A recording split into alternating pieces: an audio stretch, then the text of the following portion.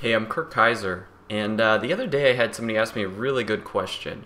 I was giving a demonstration of Buddha Mind, and they just asked me straight up, "What is the point? Why add another layer? Why do I need to have an iPhone and a heart rate monitor in order to track my meditation? Shouldn't meditation be something that has no attachments and has no connection to the distractions of the world?" And it's a really good question, and it's something that I've thought about a lot in developing Buddha Mind. And you know, basically, the way that I see it is our smartphones, our internet connections, our video games have all become very addictive very quickly, and basically, our minds weren't built to handle this level of stimulus and this level of response.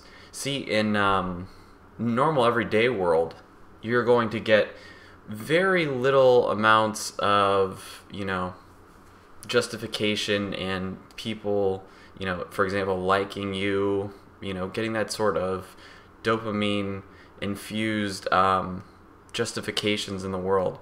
And so what's happened is, our digital realities have become much more seductive than the natural realities to our minds.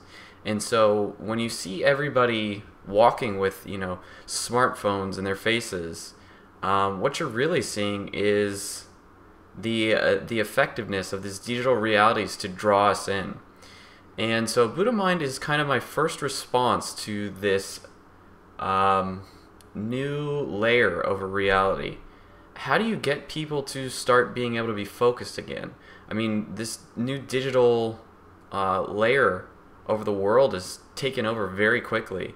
And how do you grab somebody back from the edges of, internet addiction, phone addiction, whatever? And, it sounds ridiculous to say something like addiction when you're talking about somebody using their smartphone. But in fact, 20% of smartphone users check their smartphone more rapidly than every 10 minutes.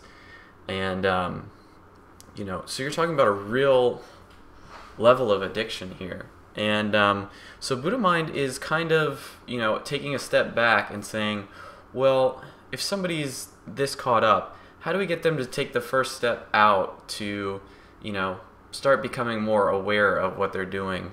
And meditation's a very, very subtle benefits. It has very subtle benefits. I mean, if you look at the scientific research, there's a lot of research that says it's so great for, managing your emotions, for, getting to work out your brain. You really can see a lot of research showing the benefits. But for somebody personally, you're not going to see crazy changes. You're not going to see your entire, life change and you instantly become okay with all the ups and downs in life.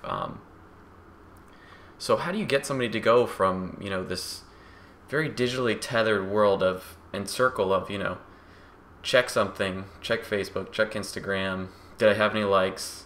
Yes, I had likes. Refresh again, do I have more likes? No, I don't. Make something new. This kind of loop that a lot of people find themselves in of, constantly seeking approval. So how do you take somebody out of that? And I think you need to give somebody accountability. We humans like to see raw data, and you're not going to get raw data in just sitting there and being still. And for somebody who's coming from a world of raw data and coming from this very seductive layer of reality, seeing the data and seeing the changes that are happening to you when you relax and when you meditate is a huge first step.